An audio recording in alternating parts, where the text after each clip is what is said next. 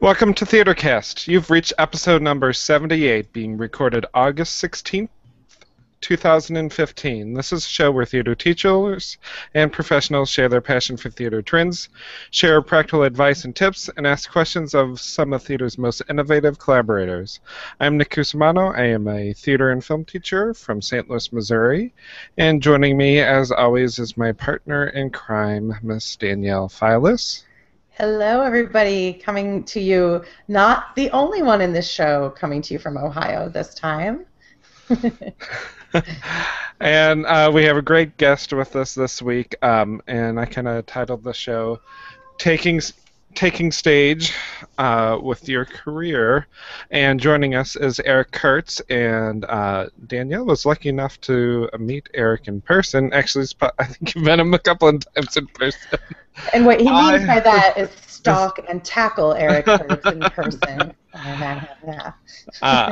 Eric and I have not been able to meet in person, but we've met on many a different hangout, many a different time. That's probably our 10th or 12th, maybe. Probably so.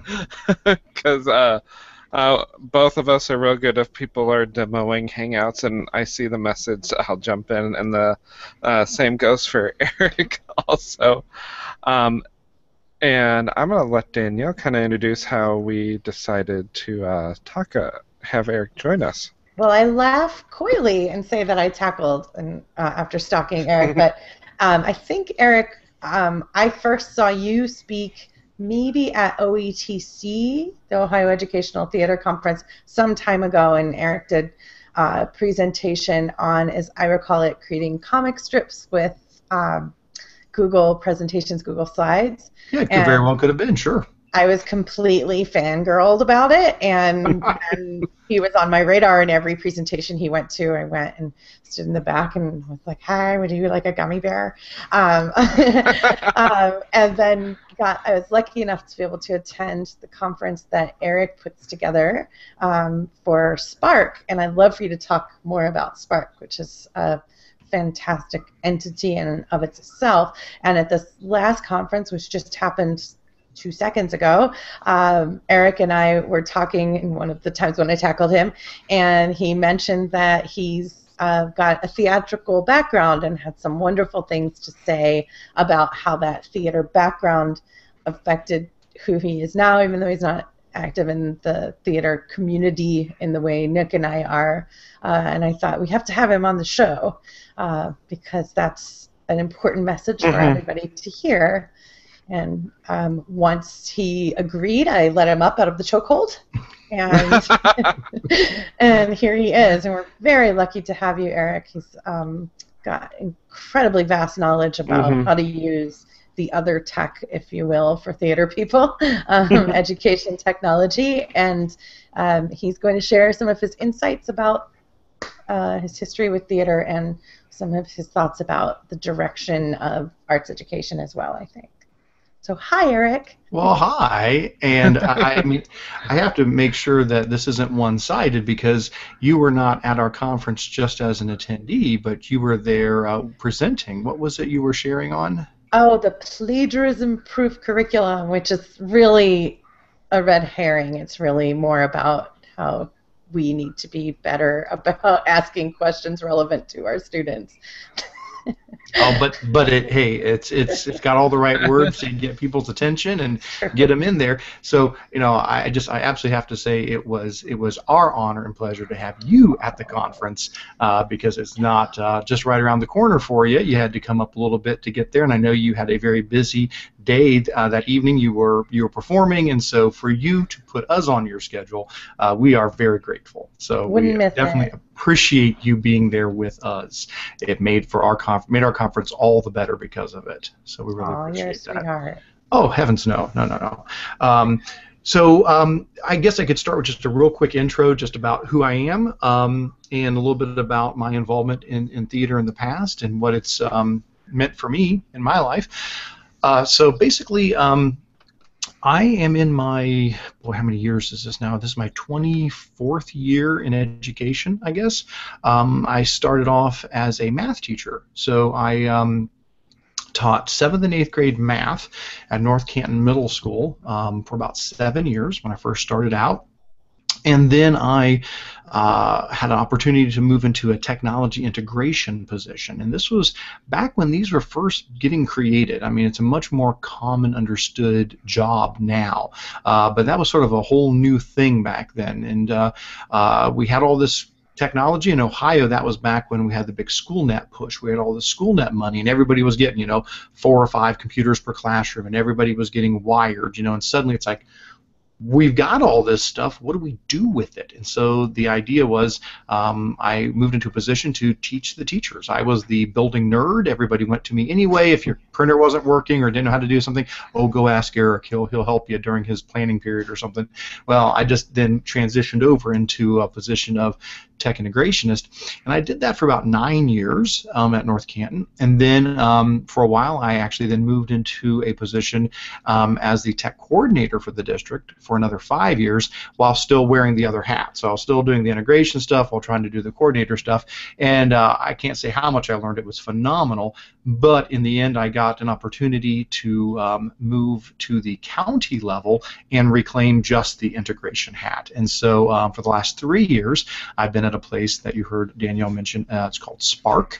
In Ohio, we have what are called ITCs, Information Technology Centers. They're kind of like regional service centers. I'm sure every state has something kind of like that. Spark actually stands for Stark Portage Area Computer Consortium. So it's the 2 counties of Stark County and Portage County in Northeast Ohio. So if you're not familiar with this area, think of Canton, think of Akron. Akron's not quite in Portage, it's actually Summit, but still think of that. Think of that area. Think of Akron, Canton, and you're picturing the right area south of Cleveland.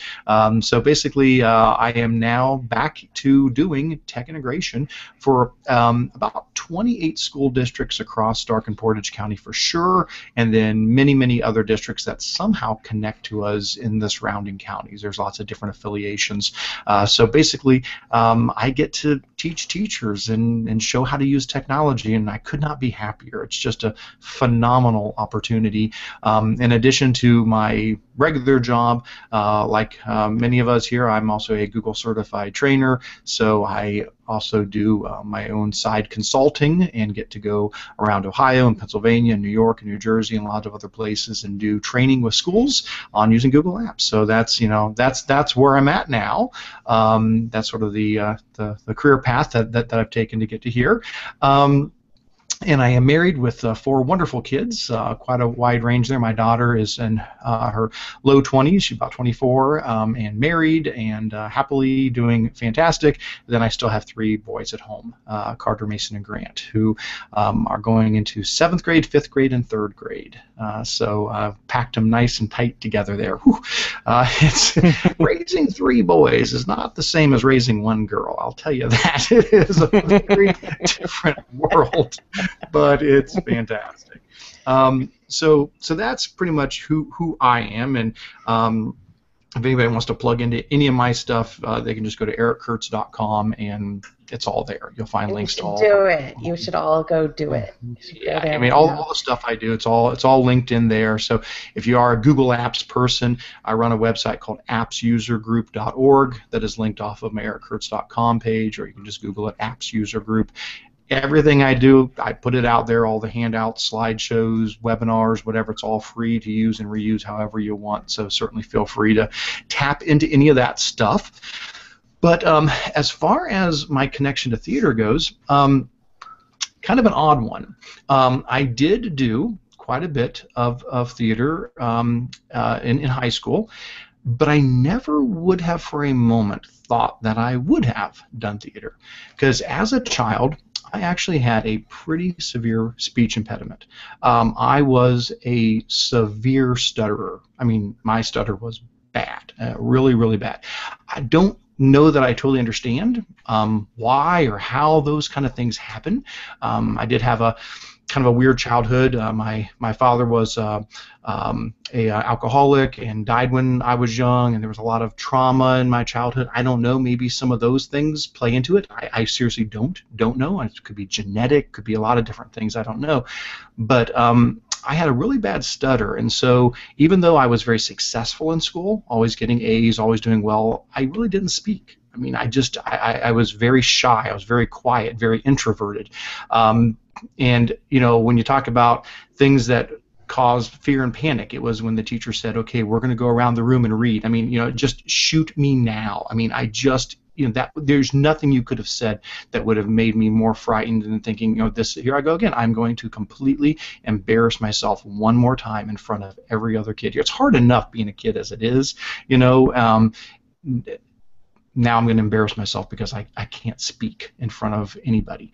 And that went on for quite a while. I would say I had a lot of speech problems up until early high school. And I don't know exactly what gave me the idea or the bravery to try it out, but we had some plays coming up. You know, each year high school would do a couple of plays. And for whatever reason, I decided, you know what, I'm going to try out. It was Harvey, the one with the invisible rabbit. And I said, you know what, I'm going to try out for Harvey. And again, I'm thinking back, I don't totally understand what possessed me to do this, except that you're young and you think you can do anything, I guess. And that's, you know, back when you've got more energy than you know what to do with. And now I wish I had some of that energy back. But I tried it out, and I swear, you know, when I went to audition, the teacher who was the director probably was thinking, oh my gosh, it's Curts. He's such a nice kid, but this is going to be a crash and burn. He's never going to get through the lines. Mm. And here was the crazy thing.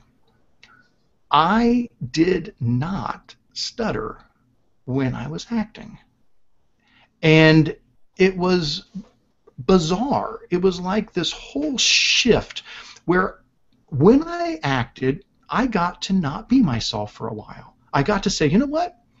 I'm not Eric Curts, who's, you know, dad passed away, who's dirt broke, who's trying to make it, you know, with this family that's having all these difficulties and who stutters and who's got all these insecurities. I can be Elwood P. Dowd for a while. I can just be that person. And while I'm that person, I can do anything that person would do. And psychologically, something happened, and while I was acting, I would not stutter. I could do anything. I could be anything. And then the next year, we did Diary of Anne Frank, and I was Otto Frank, or Otto Frank, I should say. And I was Otto. And again, I got to be that person. And while I was that person, all of my other fears and insecurities and the stutter, it all went away while I was acting. And that just triggered something in me, that at that point I realized I can do this anytime I want. I can act anytime, when I'm giving a speech in class, or when I'm talking to a friend, or when I'm on the telephone, or when I need to do whatever. I can be anybody I want to be. And again, I don't understand all of the psychology behind speech impediments and things like that, and I'm sure for everybody it's different. But for me, theater and understanding acting, it was very instrumental. It was a catalyst for me to be able to break out of that speech impediment that I had, to break out of my shyness, my insecurities, and realize, you know what, I can be whatever I want to be. It may not surprise you, or maybe it will, to know that you are the second person that I've met and talked with who's given me a similar story. My friend who's a PhD in theater, he had a terrible stutter as well, and wasn't brave enough like you. I think it's amazing that you were brave enough to turn and face. I always say to my students, you know you're headed the right direction when you're facing your fear as opposed to having it behind you, and it sounds like you at some level knew that.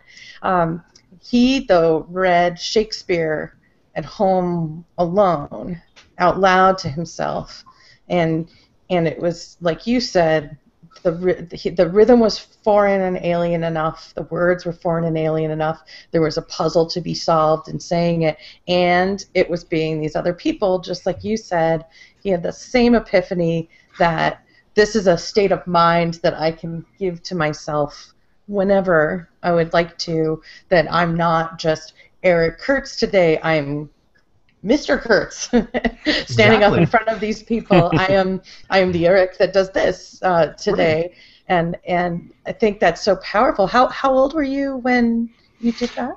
That would have been my sophomore year in high school. Incredible. So I would have been probably let's say probably 14. I was a late birthday kid. I didn't hit my birthday each year till the school year was over, so I wasn't driving till my junior, senior year or whatever, so I probably would have been 14 around sophomore year. And it was a small school, and so I don't know that the stakes were all that high. Everybody already knew I stuttered. Everybody already knew I couldn't talk. It wasn't like, I had anything to lose. Our graduating class was about 85 kids, so it was a small school, type of thing. So maybe the risk wasn't all that high. But like I said, the epiphany was amazing. And it makes me think of is it Mel Tillis? Is that correct? The country western singer who has that really severe stutter unless he sings.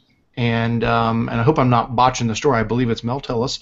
And there's that famous story, I believe it's true, that his house was getting robbed, and he got on the phone to call the police, and he couldn't speak because of his stutter, and so he had to sing on the phone, "I am being robbed," and it was the only way he could get it out. And so, he was an amazing, successful singer, but again, he had to find the avenue that he could, get through. And I guess it shows you how much psychological there must be involved in speech impediments.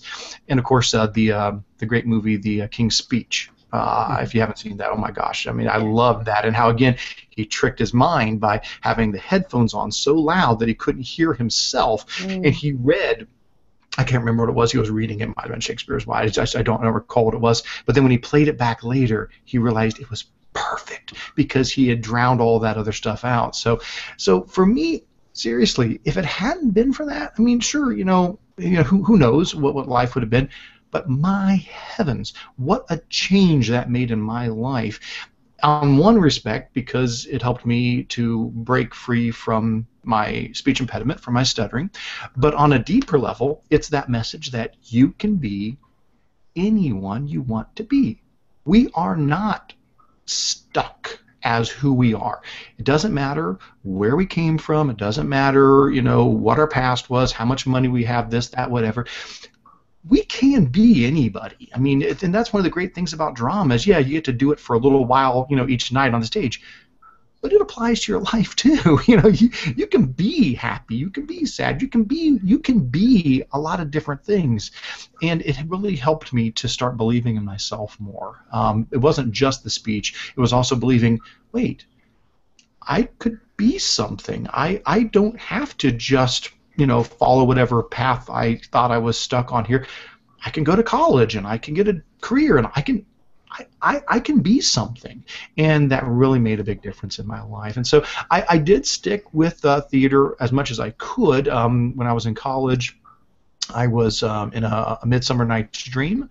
I was King Theseus in that, did a couple other odd little things here and there, and then my daughter, when she started getting old enough to be in theater, and she's done a ton of stuff. I mean, she's been in loads and loads of things, but when she was quite young, Annie came around, the show Annie, and they were doing some kind of community theater thing where they were going to do a show in Columbus, and they were going to do a show up here in Akron, and so it was to be in both of those, so you would do the show both places, and so she wanted to do it, and so of course I took her to the auditions and all that, and they said, "Hey parents, we're looking for a few adults too," and I said, I gotta be here anyway. I gotta take her. She's young. I mean, obviously she's just a teeny little kid at that point. I'm gonna be driving her here every time anyway. So I went ahead and tried out and had a blast, and I got cast as Rooster. Who does that double part of Rooster and Mudge, and so I got to be the con man, but then I got to be Mudge, got to do my Forrest Gump impression and all that kind of stuff, and and that was a blast. I had a real fun time with that. So, again, it's been many years since I've done something officially on a stage like that, but now I do perform all the time. I'm an educator, and so when I was teaching my students math, well, you better be exciting and you better be able to connect with them, because when you're teaching middle school students fractions, so you got these pubescent 13-year-olds and 12-year-olds that you're trying to convince that fractions are important, you better be able to connect to them, and it better be engaging and exciting and relevant and all of those sort of things. And now that I'm teaching teachers, oh my heavens, if you think, we are a tough crowd. Way worse than any middle schooler. Try teaching teachers. Now, teachers are phenomenal, but of course they do every single thing that they would ever yell at their kids about doing. I mean, they talk while you're talking, and they show up late, and they don't want to do activities. Oh my heavens! But anyway, that's us. I call what you're talking about, and you're I'm sure I didn't make this up. Let's just say I did. You're welcome to use this term, edutainment. That's the brand of teaching I think I subscribe to. Yeah. Where it's got to be engaging. There's so much more exciting stuff going on their phones than. Yeah, but I mean, okay, yeah, there needs to be a halfway. Meet me halfway. If you're a student, yes, you've got to devote yourself to it. You've got to be serious about it. But we got to do the other halfway too. I think sometimes we may get this idea that, well, I'm the teacher and I've earned this position, and you should all just flock to listen to what I have to say, and I can say it in any way I want, and you should be happy to get it. No, come on, we got to meet them halfway. Got to be worth listening. We've got to do the same thing, and so I was trying to think about it since you'd asked me to be on. I thought, okay, well, do I use certain things from when I was on the stage in my career now? And I absolutely do. And I didn't even think about it, but we've all had presenters who get up and maybe don't do those things. They might, and again, I've said it before, I'm proud of anybody that gets up front and speaks to anybody, but sometimes it is very monotone, and sometimes the people do not make eye contact or try to connect with people. It could be the same presentation, now as it is, next week in a different state. It wouldn't make any difference. They're not connecting with the folks. And I think, well, when I present, I really do try to act. And when I thought about it, it's like, oh my gosh, I move around. I don't just stand up front. I walk all around the stage. When I was doing the kickoff presentation at the conference there, I go to the edge of the stage, I look people in the eye, I try to move all around different places. And I realized that I modulate my voice all the time. I'm never at the same tone. I'm higher and I'm lower. There's pauses. It gets quiet. It gets loud. You try to do all of those little inflections in there to make it more interesting, to grab a hold of that message as it's being given out. And I realized that I do exaggerate because you're playing to the back. You're trying to reach those people in the back there. And whether it is a giant room or a small room, you're still trying to reach everybody. And so you try to tell a story. If I'm doing a technology training, I don't want to just say, okay, guys, we're going to learn today how to click these certain buttons. We're going to teach spreadsheets. So I'm going to teach you spreadsheets, and so, okay, first of all, we're going to learn how to sort. Then we're going to learn how to put in a formula. Then we're going to, no. I try to come up with a story. Okay, we're going to pretend that we're elementary teachers, and we're going to be doing this project where our students need to record the weather each day. And so what we want to do is we're going to end up with a spreadsheet here where they're going to be able to put in the highs and the lows, and then they're going to be able to describe what kind of a day it is. And then from there, we want to be able to create some graphs that they can look for patterns. And now let's go ahead and learn how to do that. So now we got this whole story set of what we're trying to do, and as I teach through that, then we're all working toward a goal. We're all caught up in the narrative of what's going on there. And so even if it's not a real story, it still is using the whole narrative idea to make education, give somebody something to hang their hat on. I mean, you don't want to just throw out these ideas. You want a narrative thread going through what you're teaching, because then we can compartmentalize it. We can hook onto it. We can say, oh, I understand. Teaching things in isolation doesn't work well. And so I think the whole idea of having a story, having a narrative when you're teaching makes a big difference. And then other things like trying to throw in humor. I think any good presenter wants to do that, and so that's part of telling a story, part of connecting with people, part of engaging with them. All of those sort of things. As I thought about it, I'm going, yeah. because I used to stand on a stage, even if it was only a few times, I've taken those ideas and I've tried to use them with students, tried to use them with teachers in everything that I do. And your kickoff that you did, I love that you called it that and not a keynote too. I think even just the word choice is powerful. That you gave us. You also engaged in the use of suspense in some ways. You talked about the 4 C's, talked around them, sort of teased us with them so that you primed your audience, which is what we are as your audience. Sure. You primed your audience for wanting to know what those were and wanting to hear about those. And you primed your audience you had asked some questions, I think you might talk about it later too, about what jobs might be defunct because of technology, and you primed the audience to want to know the answers to those so that they were engaged on the edge of their seats, which is a theatrical trick. Right, you don't show everything right away. That's right. And you sort of set up in an exposition what the story is going to be and what to expect, and get people wanting to know that. And you did just a masterful job with a bunch of crusty old teachers who are facing summer being over, and I didn't get my coffee yet, and all of that, and everybody was won over by that. It's so important to, I think, treat the classroom like it's your audience. And even the presentation I did for you guys I'd done before, and when I did it before it was at a Google conference, so the crowd was very different. Oh yeah. That crowd was like, we're bought in, just give us the tools. This crowd was more like wanting to think about the sort of philosophy of it all. So I couldn't, it was the same presentation, but it was very different. And I knew going in that it would be.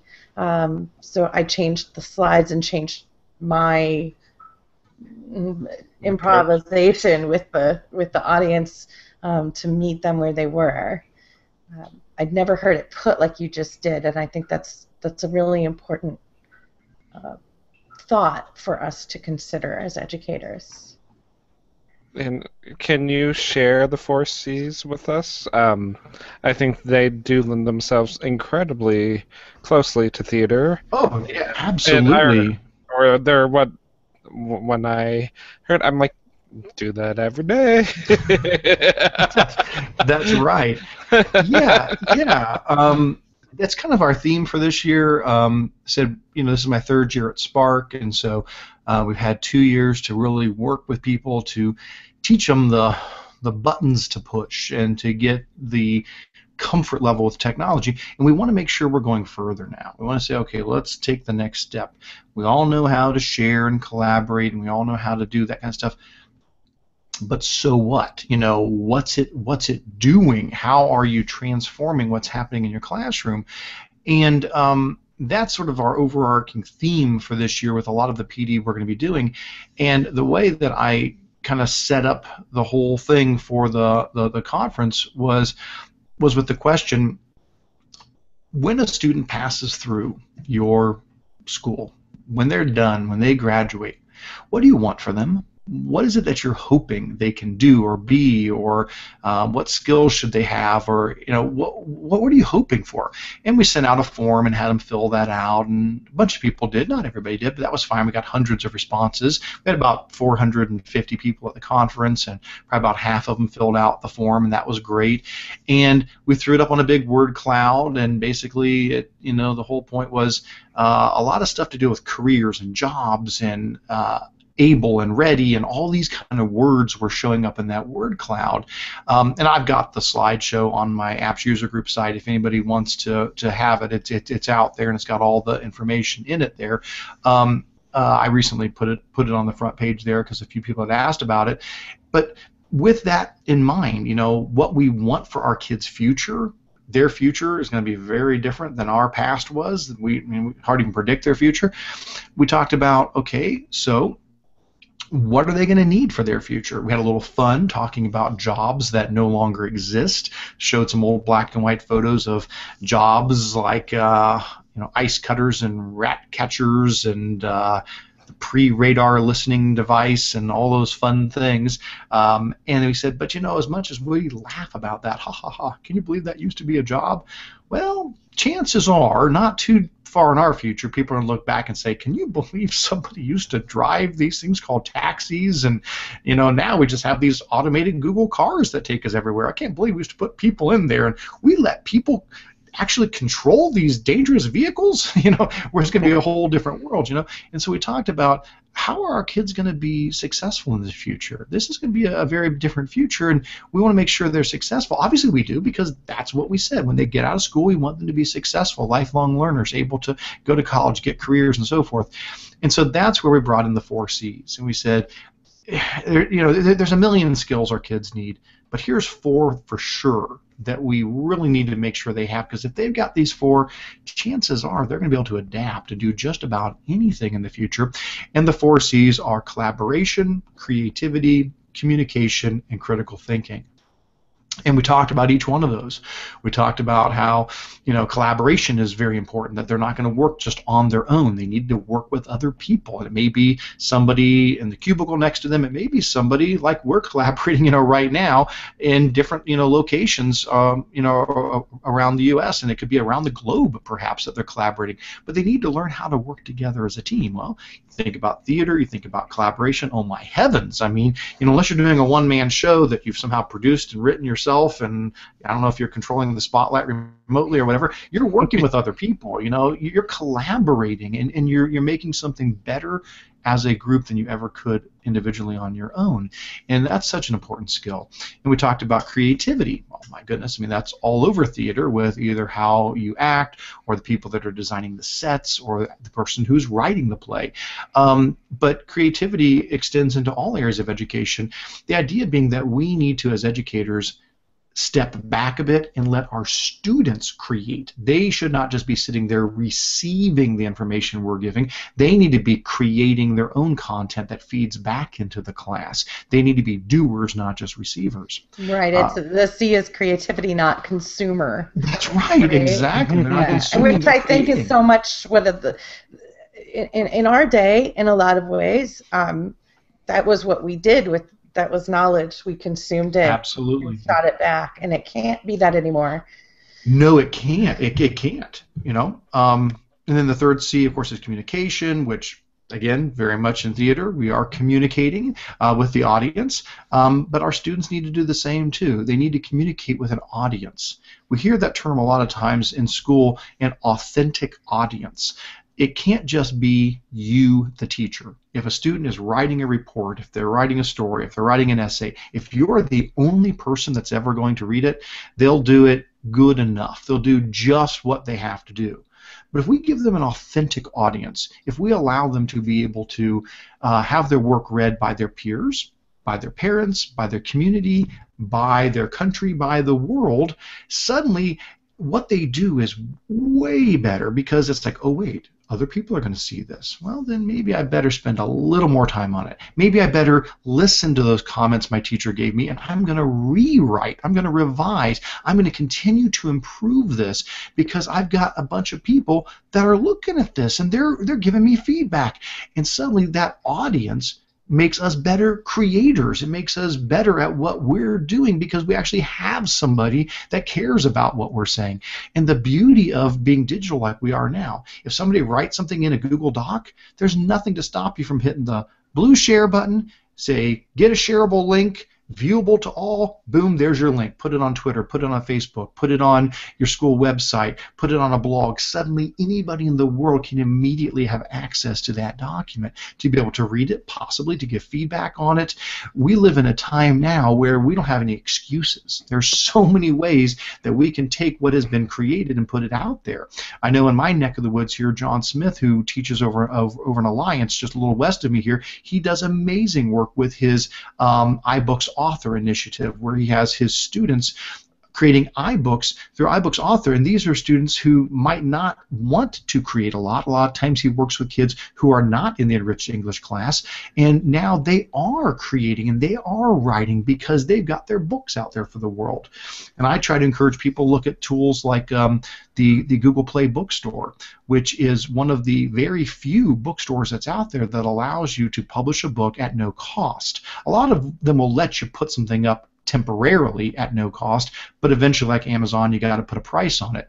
With Google Play Books, you don't. You can take all the works the kids do, take all their essays, take all their stories, whatever it is, save it off as a PDF or save it off as an EPUB, and you can upload it to Google Play Books, put $0 on it, and suddenly it's out there for the entire world. So communicating with an authentic audience is phenomenal. And of course, then the last C is critical thinking, and that goes back to the idea that we were saying that we can't just be giving students information; they need to be discovering it. They need to be looking at real-world data, drawing conclusions, making predictions, looking for patterns, and saying, well, how can we solve this problem? So inquiry learning, because that's what their future is going to be. We don't know what the problems are. They need to be able to go into a future where they can go, let's study this, let's think about it, let's collaborate together, let's be creative, let's come up with a solution, let's communicate it out. If we can do that with our kids, then they're going to be much more successful in their future. And if we can do it in our own professional lives, we're going to be way more successful as educators helping our kids. And that's sort of where we finished up in the kickoff. Is I gave what I called the 4C3A challenge. I was trying to figure out an acronym that would work, and so the A's kind of worked out there. So it was, I told people to appraise their current teaching and their resources and their lesson plans like you would appraise a diamond. Usually the 4 C's is cut, clarity, color, and carat. So you're appraising a diamond of its worth. So, well, you need to take the 4 C's of education and you need to appraise your resources. Technology shouldn't just be used because, hey, it's technology, I'm using computers, woohoo! They got to earn their keep. They got to do something. You got to elevate what's happening in the classroom. They've got to help you do something you couldn't do without the technology. So you need to apply. Anytime there's a piece of technology, a lesson plan, a resource, say, which of the 4 C's does it check off? Is this something that's helping? And then the second one was apprise your students of the 4 C's, basically make them aware of these, give them opportunities to use these in their daily life. And the last was apply the 4 C's to your professional life. So you need to collaborate with other educators. You need to listen to podcasts, and you need to get in Google Plus communities, and you need to do Twitter chats, and you need to read blogs, and you need to blog, and you need to connect with others, and you need to be creative, and you need to communicate in your own professional life as well. So that was the whole gist of what we were sharing to try to set the tone for the conference, but hopefully also for a lot of what we're going to do this year in our tech integration trainings. That's terrific, and I have to go back to what you said about John. I've seen his talk about a theatrical guy who knows his audience. If you get a chance to go see him, you got to see him. You've got to go. He will change your life. You will walk out with an abs workout from laughing really hard. Yes, and absolutely. Your mind blown wide open. So fantastic presenter as well. I like what you say, and I think it's important for. I think all of those things do happen in theater in so many ways, like you said. Just even critical thinking, and you were talking about the ability to be flexible and to look at problems as not blockages in a way. I know that's not how you said it, but that's one of the ways I was thinking of it as you said it, but as opportunities to improvise, and that a lot of students will say, well, it didn't work. It didn't work, and they're done. And we adults do that too. It's not just the kids, but it's I see it in my students and think that's something I want to heal. It didn't work. It's done, and you don't get to do that in theater. No. If say your co-actor on stage with you forgets a line, or all of the bizarre things that happen in theater, light falls down, whatever happens. The ability to fold that neatly into the show and keep going is one of the most advanced maneuvers you learn, Mm-hmm. and you learn it by it happening to you. And if you had a good teacher, that teacher, director, coach, helping you to prepare that the world is an unpredictable, always fluid place, and Mm-hmm. you meet that by not being frightened by it, but by recognizing that that's part of it, and you learn on the fly. You try things, Mm-hmm. and sometimes they don't work, and sometimes they do. Well, I think critical thinking ties itself so well to theater because you have this text, you have this story that you have to put on stage, and you have parameters that, okay, we have this much budget and we have this much time. And usually that's whatever I found in my couch cushions. Whatever changed was Yeah. in there. I have 3 sticky quarters and a ball of lint. So. You know, how can we make that happen? And how are we going to use the resources we have to the best of our ability to tell the story? And And I think, Lord knows educators have to do that. Absolutely. We are some of the most creative people at solving problems and making things work with what we have. That's true. In the ever-changing climate, depending upon who's elected, what the standards are you're shooting for today. Danielle, I love what you said, though, about improvising and ad-libbing, because isn't that true? I mean, that's life. When I moved from my position at North Canton to my position at the county office, it was a bit of an ad lib. It was a bit of an improvise. Life threw a curveball, and you got to figure out, well, where do you go from here? And I love that. You're right. I mean, being on the stage, I mean, it's such a analogy for life, isn't it? Things are not going to work out. That's okay. We don't have to give our students the most safe environment in the world. It's okay to let them fail. It's okay for things to be unpredictable. It's okay for us as teachers to have things kind of go off the rails and say, okay, well, that happens, guys. Let's adjust to it, because life is messy and life is not predictable. But if we have the core concepts, and if we are creative, and if we can collaborate and communicate and so forth, then yeah, we can roll with the punches and say, okay, then let's come up with a solution. What do we do now? And then, I know in technology that's a lot of times the way it is, because things don't work, things change. You got to have plan B, C, D, E, and F. And when those don't work, you got to come up with something at the last minute, and that's okay. And I have it doesn't happen as much now. Our school went bring your own device 3 years ago, and at first it was all kinds of complaints about it not working and things like that. The Wi-Fi went fluey, my laptop shut down, the projector won't turn on, my remote doesn't have a battery, and I wanted to impart something that I learned on the stage, which is that these things happen, and we as teachers are modeling how to handle them. So when they happen to us, it's very important not to break down and freak out and scream with your hands in the air, this isn't working, I had a whole lesson planned, you guys, I don't know what to do. Just take out your books and read. But instead to model that, okay, here's what I wanted to show you, here's what the slide would have been, here's how we go, and finding your way forward. I think you can't, especially in theater, also in life, you really have very little control over the product. You have no control over the product. What you have control over is the process. Mm-hmm. And generally, if you take really good care of the process, the product will take care of itself. Sometimes it won't. But all you can really put your hands on and shoulder into is process. And unfortunately, if I can get on a soapbox for a minute, just sort of politically, I think most of us get that as teachers, but unfortunately the grade is the product, and a lot of times it's the society looks so hard at the grade and the final exam, if you will, and that sort of goes in counter to what we're saying. Maybe that'll change if we start yelling loud enough. I'll get off the soapbox now. You bring up an interesting point about process and product, because we definitely see that on stage, and we definitely deal with that in our careers as educators. I think And then the even harder part for us as educators is we are definitely in the process, and we don't know we're in product. What is that adult going to turn out? Who know?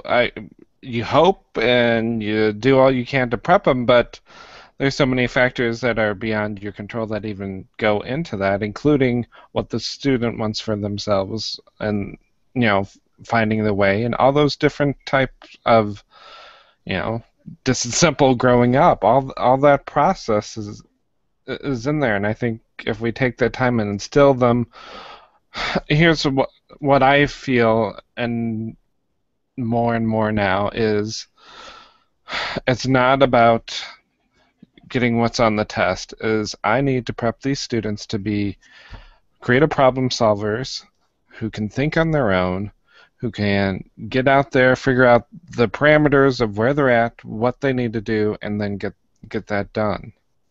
And if I can give them those skills and whatever comes their way, they can, if they have a process to look at the situation, identify the problem, and come up with some solutions for that, I think, like we were saying before, is that authentic audience. I think with shows, it forces that. It's live theater.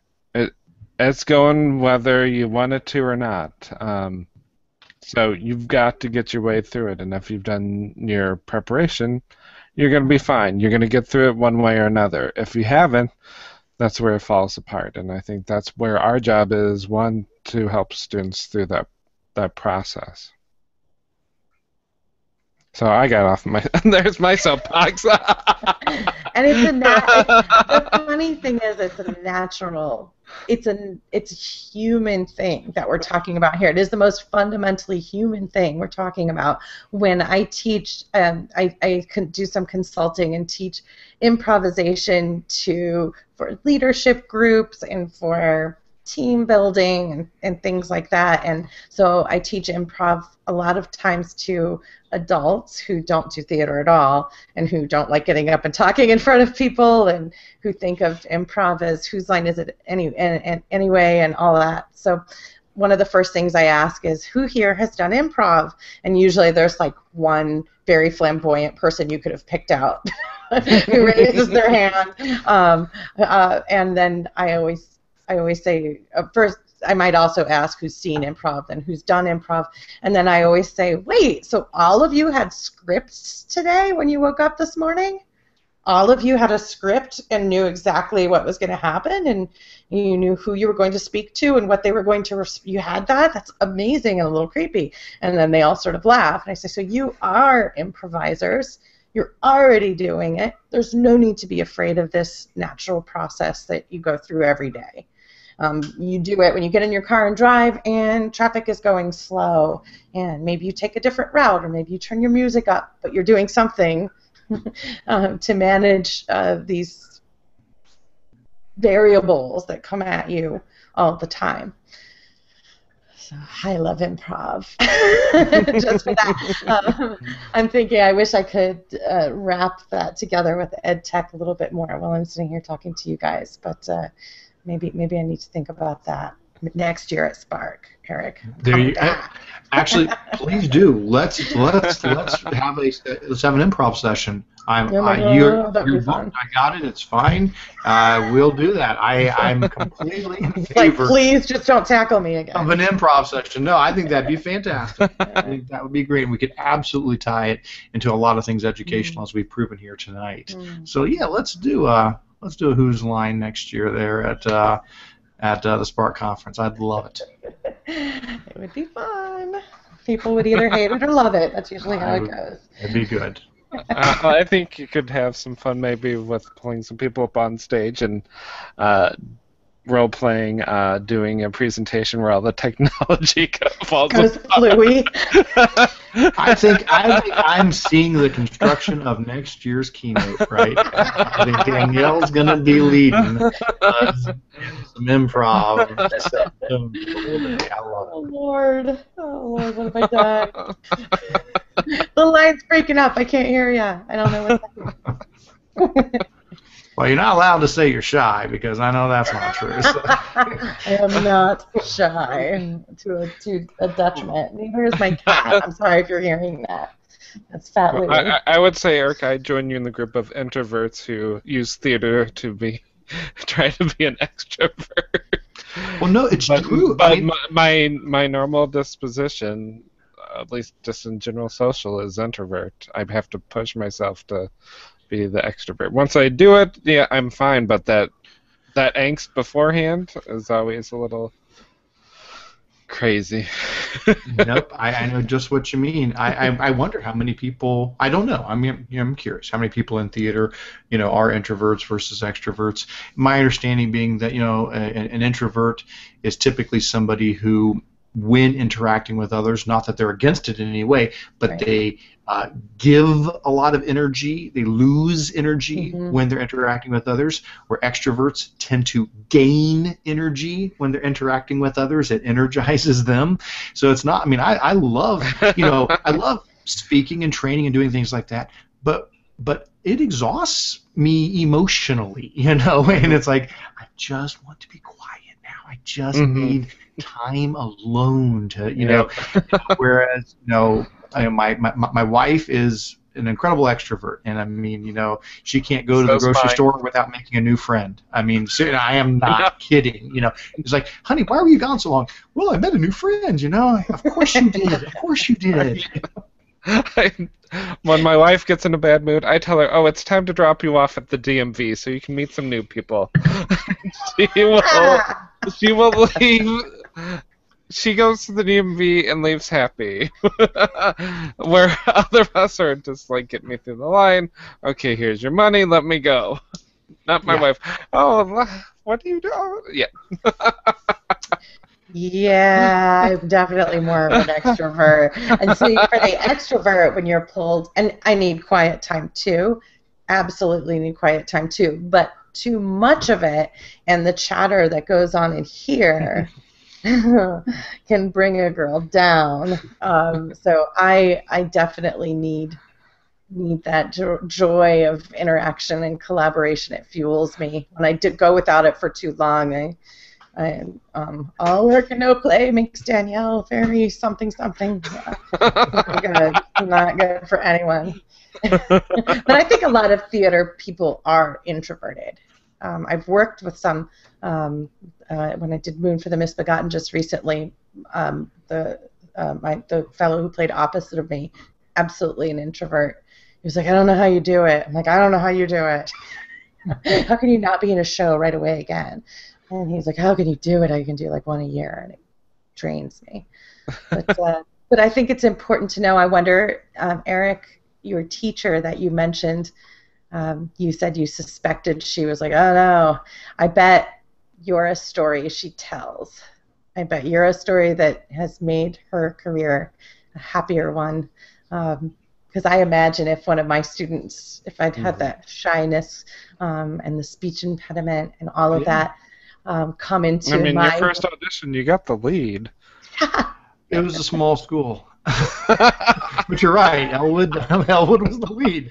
It was me and the janitor, so that would have been awkward. It's a small school, and I was good at memorizing lines, so I had a leg up there. But yeah, it is true what a impact educators have that maybe never even realize. And so you say, maybe she does, tell that story.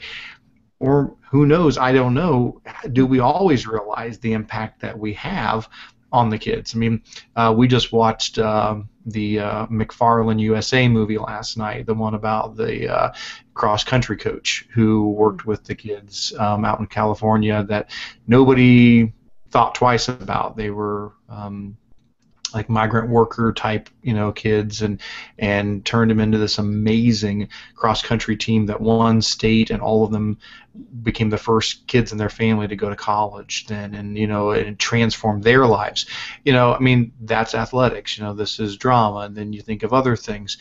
It is amazing to think about the impact that you could have that you may never even realize. And so for those that are doing theater in your schools, I'll speak for all of us and say thank you. Thank you very much for doing that, because there may be another Eric out there that you are helping by providing an opportunity for them to become something that they wouldn't have otherwise been able to do. And theater may be exactly the thing that they need to help them come out of their shell, or to fight a speech impediment, or to just express themselves, whatever it might be. So, I certainly, hope that we don't see schools cutting, the arts, and that is something that I know came up when I was doing that presentation, the kickoff presentation for the conference. One of the questions I had put in the survey was, what jobs do you think won't be around in the future? And we got a lot of the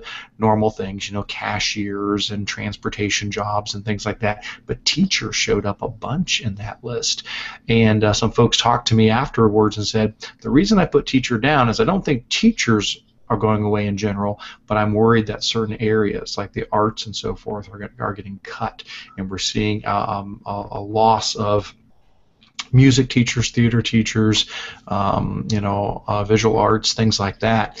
And that's sad, because you talk about checking off the 4 C's. Boy, what a way we can do that. And I think it's just terrible if our schools end up cutting the arts, when that would be something that's going to actually help our students, many of them be very successful. Even if it's not in arts, like you, that the arts education that you received didn't turn you into a thespian, moaning and groaning at the floorboards, but it influenced who you are. Oh, absolutely. I can't imagine that I'd be doing what I'm doing today. Right. Seriously, if it hadn't been for something that helped me like that. I mean, I now make my living by using my mouth, something I never thought in a million years I would have done. I would have wanted to just crawl in a corner and never say a word and find a job where I can just type away on a computer, and now every day I'm up in front of people, and that's how I make my living. And call me a cockeyed optimist. I probably am, but I think that, the arts education, we're having to fight for it right now, but I feel that pendulum is swinging. It seems like we're at a time of sort of educational revolution right now, where we've got this sort of traditional standards-based education sort of school of thought, and then we've got things like STEAM and maker spaces and education technology, and there's a conversation going on that needs going on. And I feel that arts are going to come out on the good end of things, because, like you said, all of the things that Common Core, that any standards-based education, the 4 C's, are all just inherent to any arts education. And we'd have to be completely insane to miss that as a culture. Yes. So everything's going to be okay, everyone. Just hug it out. It's going to be fine. And if it's not, we're going to improvise. That's and we're going to figure it out. Nice. Out. So we were chatting just before the show started, and Eric his resources are amazing. I was lucky enough to be asked to do a article for the Google for Education newsletter, and on there I could not forget to put, as Eric mentioned, his apps user group. I just used it this week because I took the Google for Education Level 1 and Level 2 educator test, and of course who had a presentation for it was Eric Curts, and it helped prep me for that. And I would suggest, if you are interested in learning more about Google Apps for Education, one, go to Eric's website and explore that, because there's so many great resources, and also check out the prep for the Google for Educator series, because that, to me, it's a really great process, and I've not seen it something like that really goes through how to practically use it step by step throughout many different areas available on the Google for Education website before. I really like what they've done. I mean, for years, if you wanted to be certified, it was certified trainer, which was some very obscure things. You know, it's like you're going to take the Gmail test. Well, then you better know what POP3 and IMAP is, and you better, you know, I mean, it's like, really? You know, and so that's fine, but having educator level 1 and 2 with a just such a focus on practical application in the classroom, this is really the right move, and I'm glad they've done that. So, you know, kudos to Google for what they put together with that. I do a lot of what we call Google Bootcamp trainings, and so that's where that that presentation came out of as far as comparing the different certifications.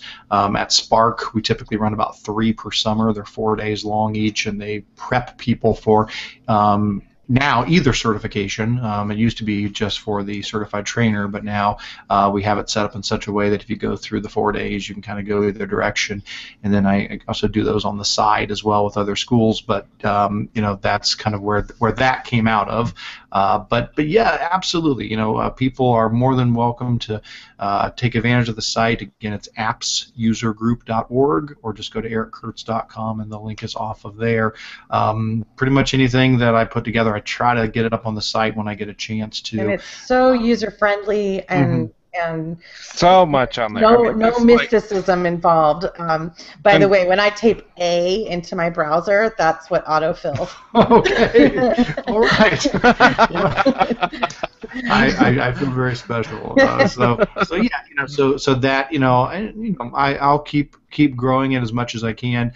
Again, it just comes from basically, if it's on there, it's because I've done a training on it. You know, I honestly wish I had the time to blog every day or something. I guess we all could if we prioritize things, but you know what? I got 3 kids still at home. I got my regular job. I got all these other things, and so basically, also the whole thing where you have to sleep sometimes. Yeah, exactly. So if I create something, if I do a training, basically I figure if I'm going to take the time to put this together, like I just did one that's not on the site yet because I just did it last week.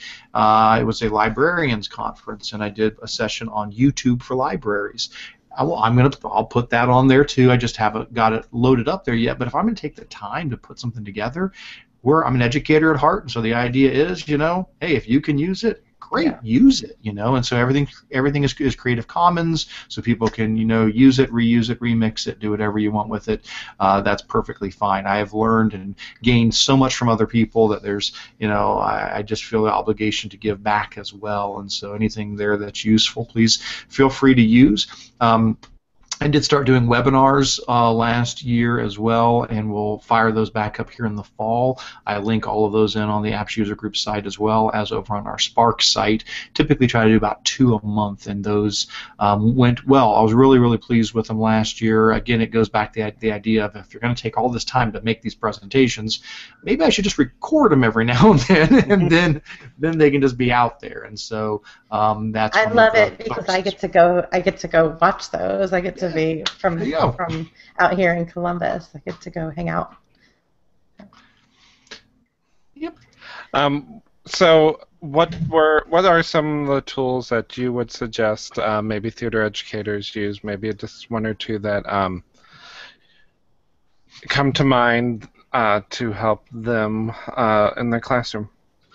Oh my heavens! Well, there's so many, and I think, you know, we probably hit on a bunch by talking about the 4 C's. But, you know, I guess what was kind of jumped to my mind would be more along the lines of collaboration tools that Google provides. Maybe more on the writing end of things, like if somebody was, you know, writing a play, or if you were having your students, you know, creating their own plays, which I remember when my daughter was in high school, that was a very common thing. They'd have each year the student showcase, and she wrote a little play, and the kids acted it out. It was great. Actually, I loved it. It was fantastic. I don't mean to say a little play, but it was actually really, really neat. So whether it's the students that are creating and writing plays, or whether it's, you know, you as a theater professional who's doing so, one of the tools that I just love, it's the most basic tool in the world, but that's the collaboration features in Google Docs. I do like to write a lot. I'm not doing anything theater related, but I like to write stories, poetry, working on a novel. One of these days it'll be finished, you know, all those kind of things. And then my daughter does as well. She likes to write a lot. And so a lot of times what we'll do is I write everything in Google Docs, and so does she. We'll share it with each other. And so whatever I'm working on, I share that document with her. She shares her stories with me, and then we can leave comments on there. And that's one of the great things about Google Docs is if you share something with somebody, they can very easily just go in, highlight something, click insert comment, boom, right in the margin, leave feedback. It's a wonderful way to be able to give somebody your insight on their writing so they can go through then and reply to you and make changes and improve that. And if it's students that are writing together rather than commenting just on each other, they can all be writing together in the same document as they're fleshing out whatever the script is that they're working on. And it can happen anytime. You know, some people think better at midnight, so they can fire up the document and you type away and leave feedback. Others, for some reason, first thing in the morning, they can think, that's not me, I'm a night owl, you know, but some people, first thing in the morning or right after dinner or whatever. I love the fact that Google Docs provides us with anywhere, anytime access, and so that collaboration doesn't have to be synchronous, it can be asynchronous, it can be, you know, whenever works for you, and then you've left feedback for the other person. So, you know, I would definitely encourage, if you're having anything where students are, you know, are creating, or if you're creating, use Google Docs in the collaborative process of writing, but also in getting feedback from other people. And then, like we said, in the end, there's always the ability to share it for the world to view. So if it's, even if it's not going to become something that's acted out, even if it is just on paper, you know, sharing the written word is easier than ever with Google Docs, as you can get a publicly shareable link that you can put out for other people to see. So, no, obviously a very core tool in your arsenal, but one that really does transform what you're doing. Thank you. I think that's a great way for our listeners to think about Google Docs, and it doesn't take a lot of tech knowledge to dive in and give it a shot. I love that idea. I love that idea. I can also see it for script analysis too. If you could dump a script into a doc and let students talk about beat changes and if you know, again, I don't know. It depends on what works for different people. But if you're talking about dumping a script in, and if you're just trying to learn your lines, if maybe you've got somebody in a play with you that hasn't learned their lines several weeks in, and you know.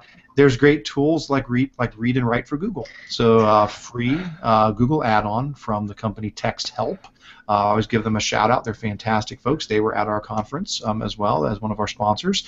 But Text Help puts out Read and Write for Google, a free add-on, or excuse me, an extension, a free extension, a Chrome extension that runs inside of Google Docs that allows you to have read aloud any text that's in there. So I mean, hey, if that helps you, throw your script in there, fire up Read and Write for Google, highlight it, let it read while you're folding the laundry, and just keep getting that, you know, in your head there. I use it anytime that I write, just to hear my own writing read back to me, so that I can catch my errors and my mistakes and then go back and fix things. So there are so many great tools. Who are managing dyslexia too, that's a really great tool to help them. I personally love when students with dyslexia audition, because they are the first ones off book. And this would be a tool to help them get off book. So yeah, well, and that is true. I mean, when it comes to anything related to assistive technology or special needs, Google is so accommodating for those things. There are so many add-ons, extensions, and tools that help students who are struggling learners. One of the webinars I have is Google Tools for Special Needs, and we dive deep into all sorts of ones. I come to mind one of them. There's a great extension for students who are having trouble with dyslexia. Let me see if I can remember which one it was now. I'm going to draw a blank now, so I'm pulling it up here. I was going to say, while you're doing that, one thing you can always do is pop up Web Store and Chrome Web Store and type in whatever it is you're looking for, and a lot of times you'll find apps and extensions. Yeah. You can give a try. Beeline Reader.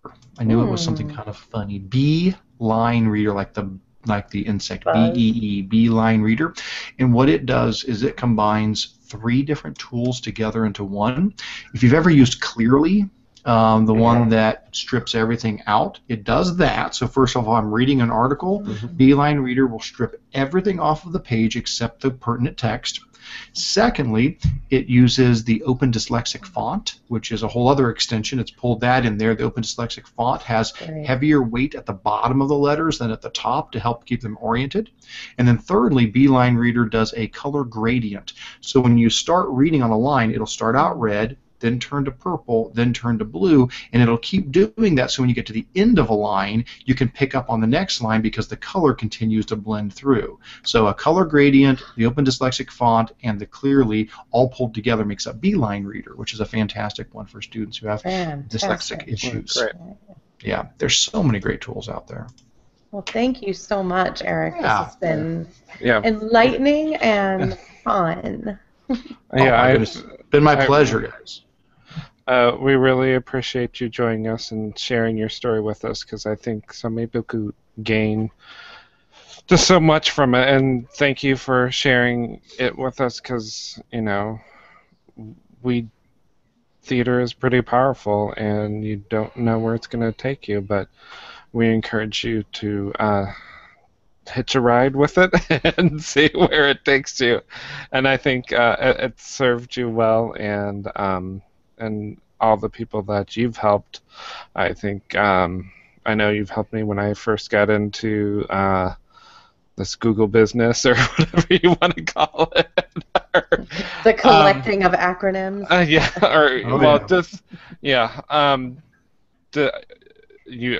Your stuff's always top notch and always so much and available, and it's just so many resources, and I encourage everyone to check those out. Once again, just so people know where to find you, can you share your ways of connecting with you on the interwebs? Sure thing. And if they are watching the video version, I can just share my screen as well. That will make it easy for folks to see.